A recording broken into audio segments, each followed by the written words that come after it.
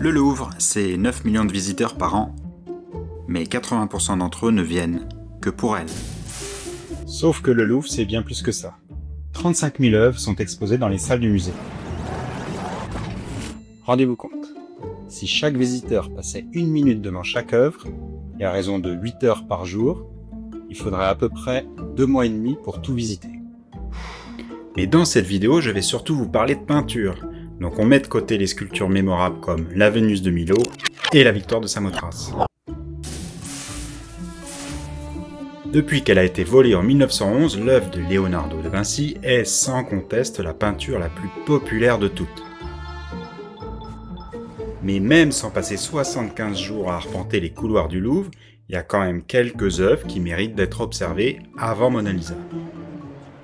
À commencer par celle qui se trouve à l'opposé du portrait le plus connu du monde. Une œuvre gigantesque dont tout le monde tourne le dos. Les Noces de Cana de Véronèse. Avec une surface 164 fois plus grande que la Joconde, cette œuvre est pourtant invisible. Commandée par un monastère de Venise, on y décompte 130 personnages. Autre monument d'envergure, au même étage, le sacre de l'empereur Napoléon Ier. Par Jacques-Louis David, ce tableau est aussi imposant que le précédent. C'est une commande de Napoléon pour son sacre dans l'église de Notre-Dame. La cathédrale est dans un état lamentable suite à la Révolution française.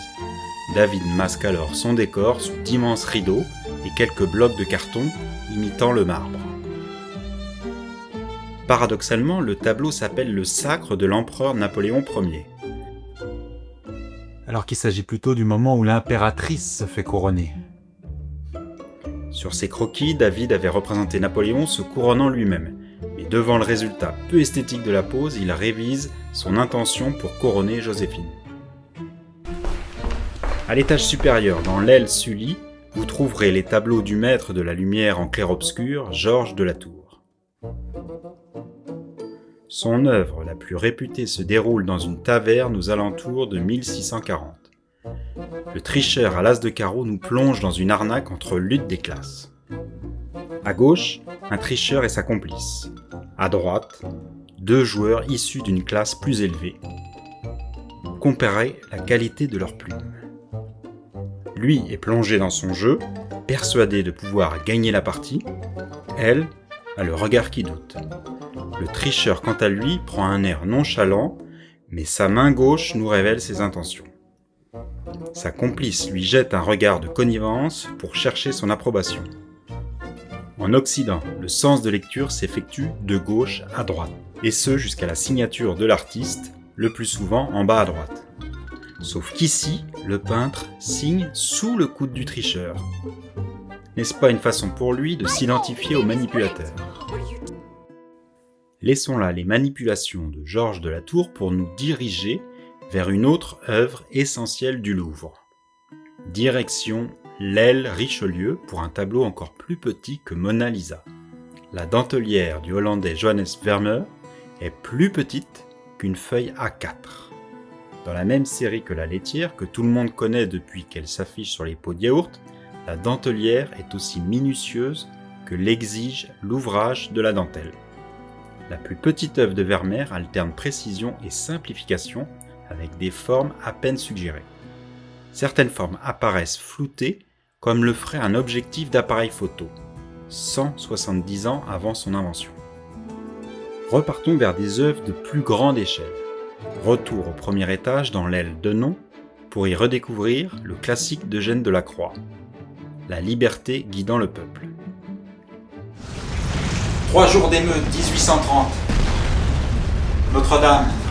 On est bien à Paris, pas de doute. Le peuple se soulève contre le roi Charles X, qui publie 4 ordonnances favorables aux ultra-royalistes. Mais 37 ans après avoir guillotiné le roi Louis XVI, ce revirement ne passe pas. Les Parisiens couvrent la capitale de drapeaux tricolores et appellent à la révolte. Ils dressent des barricades dans les rues étroites de Paris pour affronter les troupes royales qui ont pour ordre d'utiliser leurs baïonnettes. Ces 3 jours d'émeute prendront fin avec la prise de l'hôtel de ville et l'abdication du roi. Delacroix vient à bout de ce tableau en à peine 3 mois. Dans une lettre à son frère, il lui confie « J'ai entrepris un sujet moderne, une barricade. Et si je n'ai pas vaincu pour la patrie, au moins peindrai-je pour elle. » C'est le tableau qui donnera l'étincelle à Victor Hugo pour écrire Les Misérables et inspirera les révoltes futures en se diluant dans la culture populaire. Juste à côté, et tout aussi romantique, Théodore Géricault nous offre lui aussi son chef-d'œuvre, le radeau de la Méduse. Il possède la même structure pyramidale que la liberté guidant le peuple, mais nous raconte une histoire encore plus passionnante. En 1816, la frégate française La Méduse fait route vers le Sénégal. Son capitaine, nommé pour des raisons politiques, ne fait guère l'unanimité. Il n'a presque plus navigué depuis des années. En cours de route, il commet des erreurs graves et le navire s'échoue sur un banc de sable au large de la Mauritanie. Il n'y a pas assez de canaux pour tout le monde, on construit donc à la hâte un radeau gigantesque pour accueillir les 147 personnes en trop. Les canots de sauvetage reprennent la mer en tirant poussivement le radeau. Mais très vite, le radeau est distancé par les canaux. Il dérive, les cordages ont été mystérieusement sectionnés. Sous un soleil de plomb et sans vent, le radeau n'avance plus, il erre sur les vagues de l'Atlantique. À bord, la tension monte. Le manque d'eau et de nourriture se fait sentir. Certains se suicident, d'autres se mutinent et tentent de récupérer de la place en jetant les plus faibles à la mer. Les jours passent, le cannibalisme devient le recours pour des survivants amaigris, puisant leur dernière force. Le radeau est intercepté 13 jours plus tard, avec seulement 15 survivants à bord. Les autres sont morts de faim, de soif, de folie ou de violence. Le scandale est immense en France, l'affaire révèle l'incompétence du pouvoir, la cruauté sociale et l'abandon des plus faibles. Et enfin, voici un tableau qui mérite d'être vu au moins autant que la Joconde. Le bain turc du peintre français Jean-Auguste Dominique Ingres. Au XIXe siècle, les peintres français sont fascinés par l'Orient. Ingres, qui peint aussi la grande odalisque, réalise le bain turc, à plus de 80 ans. Au départ, le tableau est rectangulaire, comme l'atteste cette photographie prise par Charles Marville en 1859. Puis Ingres le transforme en tondo, une œuvre circulaire, comme si l'octogénaire observait la scène à travers une longue vue. Le tableau est acheté par un parent de Napoléon III, qui, sous la pression de sa femme, le ramène quelques jours plus tard. Puis l'œuvre est achetée par un diplomate turc qui possédait déjà dans sa collection L'origine du monde de Courbet, visible aujourd'hui au musée d'Orsay. Le bain turc sera finalement acheté par le Louvre en 1911, l'année même où la Joconde a été volée. La boucle est bouclée.